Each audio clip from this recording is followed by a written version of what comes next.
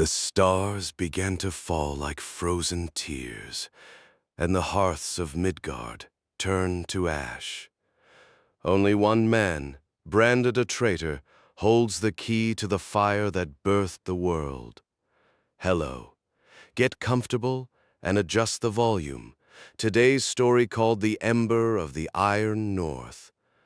Let's begin. The wind did not howl. It whispered. It was a cold that did not bite the skin but ate the soul. In the village of Rafengard, the great hearth, a fire said to have burned since the days of Odin's Eutha, had flickered and died. This was not a natural winter. The elders called it the Silent Shiver, a curse sent from the depths of Niflheim. Without the flame, the crops turned to stone, and the blood of the young began to slow. Sigurd, a man whose name was whispered only in shame due to his father's perceived cowardice, stood at the edge of the village. He watched the white void swallow the horizon, knowing that the time for penance had ended and the time for the hunt had begun. Sigurd was not alone in his vigil. The seeress, her eyes milky white and her skin like parchment, approached him. She clutched a staff carved from the rib of a whale. The ember of the Iron North does not sit in a fireplace, Sigurd Frost-Vein, she croaked. It burns in the heart of the primal anvil, guarded by the breath of the first Jotun. She handed him a small, empty iron lantern. If you do not return before the moon turns black, this village will become a tomb of statues. Your father died trying to find it. Will you die trying to prove he was a hero, or will you live long enough to be a savior? With nothing but a broken shield and a rusted axe named Oathbreaker, Sigurd set foot into the blizzard. The path was gone, buried under 10 feet of snow. He had to rely on the ancient songs his mother Saga, melodies that described the landmarks of the old world. He traveled north, past the shattered pines where the trees stood like frozen ghosts. The air grew so thin, it felt like breathing needles. On the third day, the ground beneath him groaned.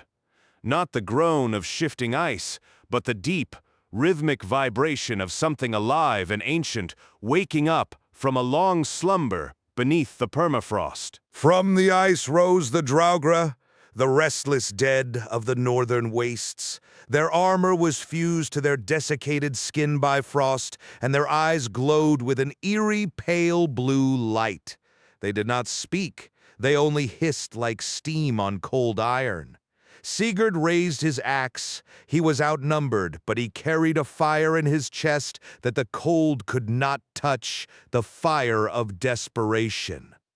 As the first Draugr lunged, Sigurd swung Oathbreaker. The steel met the frozen bone with a sickening crack, shattering the undead warrior into 1,000 crystalline shards.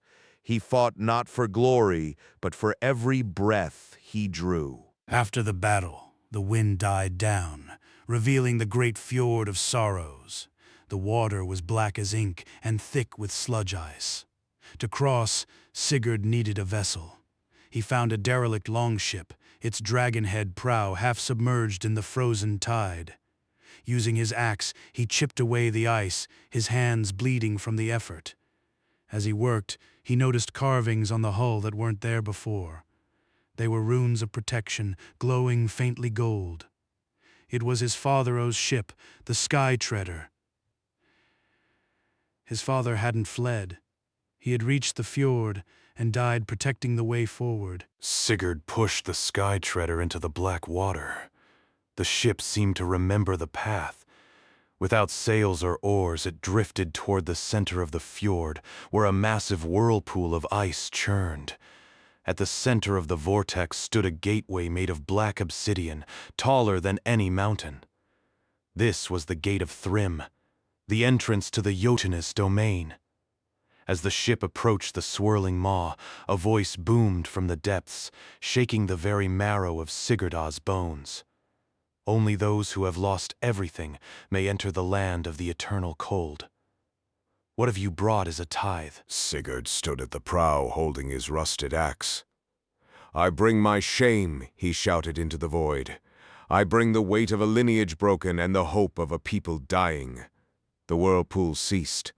The black gates groaned open, revealing a tunnel of pure, translucent blue ice. The ship glided inside and Sigurd felt the temperature drop even further. Here, time seemed to stand still. He saw figures frozen in the Walsa, warriors, kings, and beasts from ages past, preserved in their final moments of agony.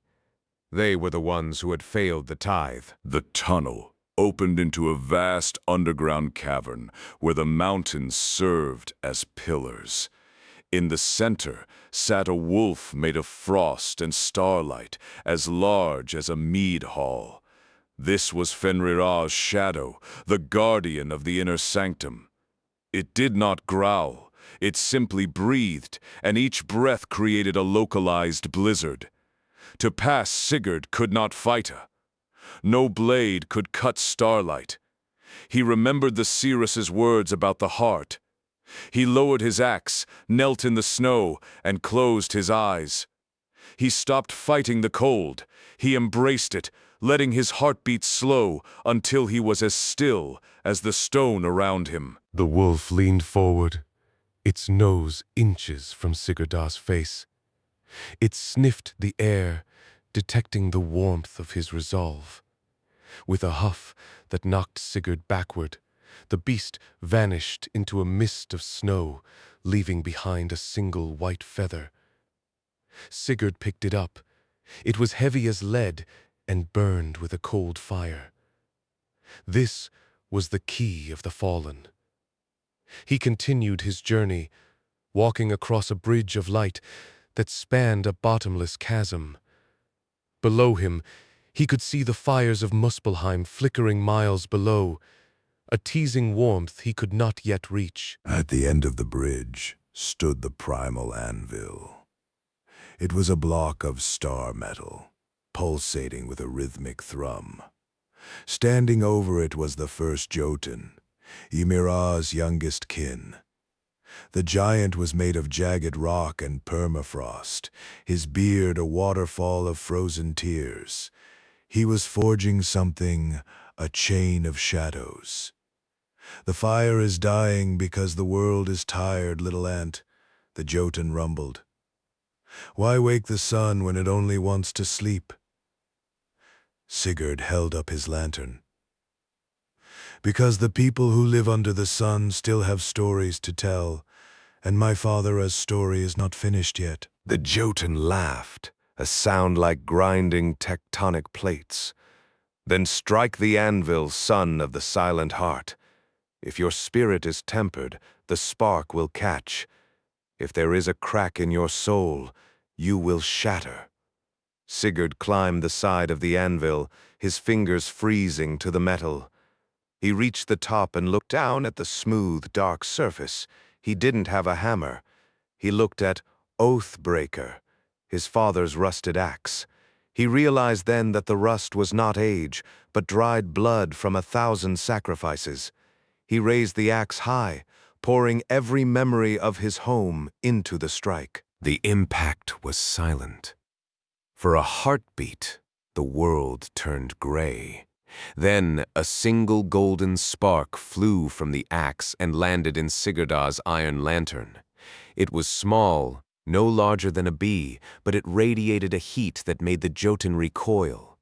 The lantern began to glow with the intensity of a trapped sun.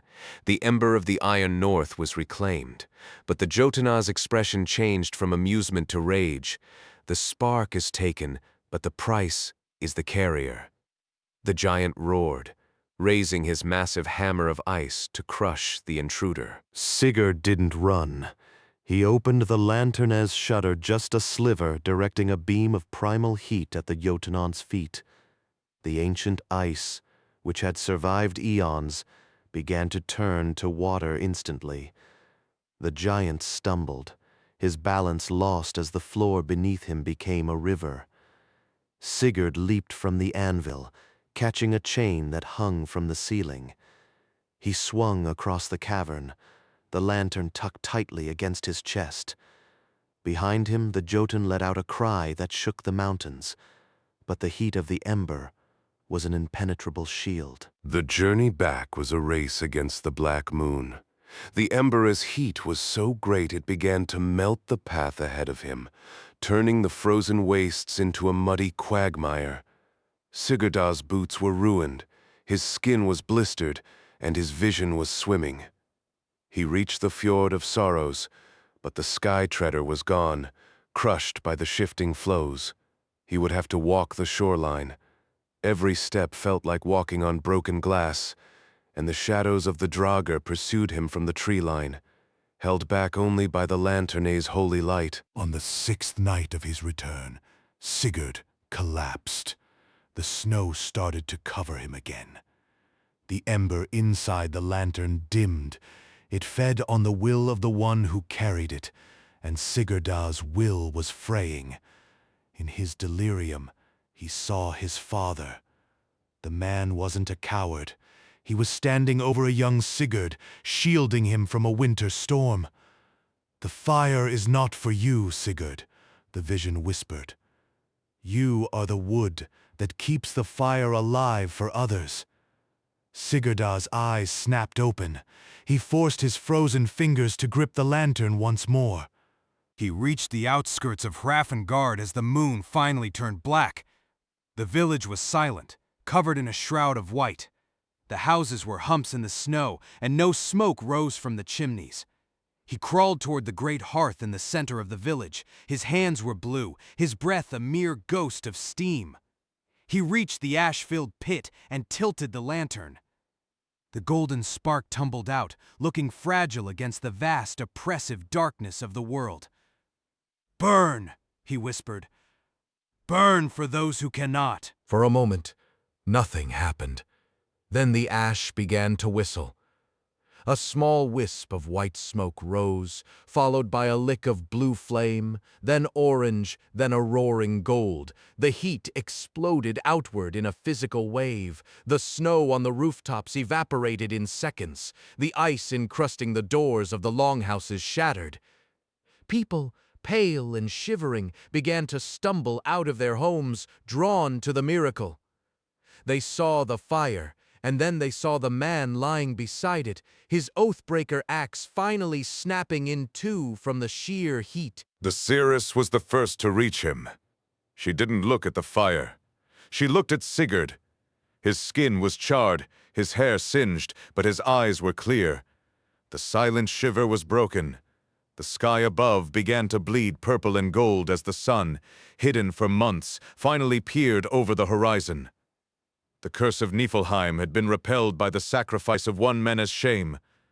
The villagers gathered around, not with shouts of joy, but with a heavy, respectful silence. They realized that the hero they had mocked was the only reason they still drew breath. But the ember had changed Sigurd. He no longer felt the cold, but he could no longer feel the warmth of a human touch either. He had become a part of the Iron North.